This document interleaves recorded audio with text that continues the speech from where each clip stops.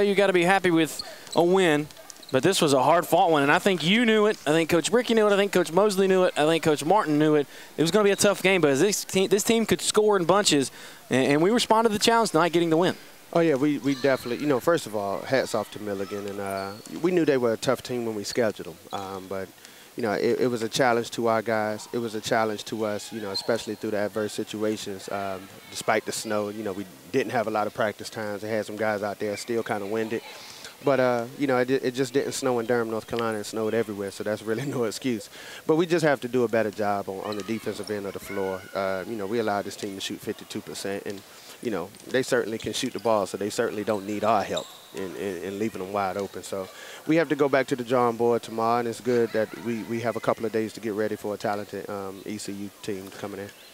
What did you say to Nick Chasen at half? Scoreless, and second half he finishes with 18 and 18. That's coming up to Jimmy Boston numbers, as Joe mentioned earlier in the broadcast. I mean, that's a career high in rebounds for him, and he certainly was a beast on the boards in the second half. Yeah, to answer the first part of the question, I can't repeat on TV what I said in the locker room, but you know, we expect a lot out of that young man. In the last 3 or 4 games, he's really been struggling, and he's been going through some personal situations, but you know, such is life. And I sat down and I told not only he but also his parents, you know, how much we care about him and love him, but you know, your situation's off the floor. Basketball, the court has to be a place of salvation. And you know, where when you step on the floor for 2 hours, you know, you care about nothing else besides the game. So in halftime, I told him that, probably not in those exact words, but, you know, I guess he could comprehend it that way. But he certainly came out and had a wonderful second half, and, you know, it helped us pull out a victory. Coach, he had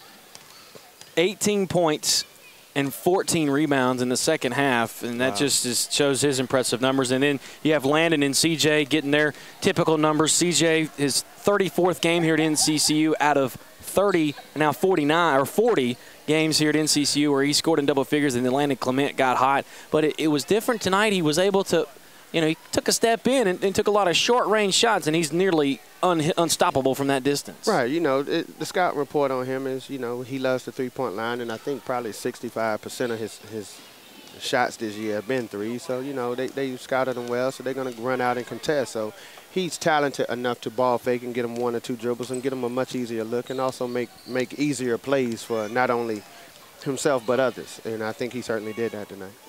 Then CJ, 10 for 13 from the free throw line. I mean, if you get these type of numbers out of that big three, you're going to be pretty successful all year long. And then Tracy O'Neal making his debut. Give me your thoughts on his 9 minutes of play. I thought he was impressive.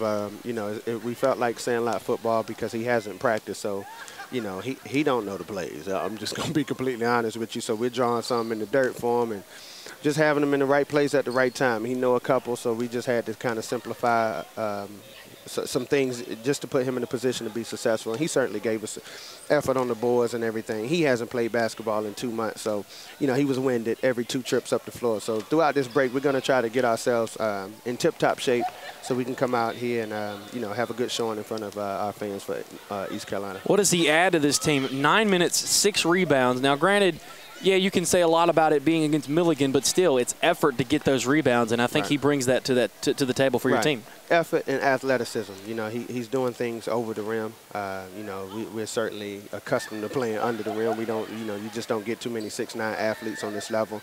But once he familiarizes himself with everything that we're trying to do and comprehend, then we'll certainly be okay. Coach, congratulations on the win. You're 4-0 at home for the first time in 6 years. I know you got to be happy about that heading into 2010. But now you look ahead. You got a couple days to prepare. The East Carolina Pirates come into this building. It's the first time since we made this move to Division I that an FBS team will come to this building. Your thoughts on that? Well, you know, I think it's wonderful, you know, for the community and our fan base. I think you know, it's just excitement and a electric atmosphere that should be in the gym. And I just hope, you know, our fans and alums and student body, everyone just come out and support us. Let's have the gym rocking because when we certainly go to those FBS schools, they certainly have it rocking down there. So, you know, we need to return the favor. We're going to need them as the sixth man. We're going to need the cheerleaders to be on point. We're going to need you to be screaming a little louder as you do play-by-play. So everybody has to help. So it has to be a 4,000 people effort to beat a team such as East Carolina. Well, Coach, hopefully that's the case. It'll be a big win for this program, and congratulations on the win tonight. Happy New Year. All right, thanks a lot, Chris. Happy New Year to you also. That's head coach LeVelle Moton here on the Eagles postgame report. We'll return.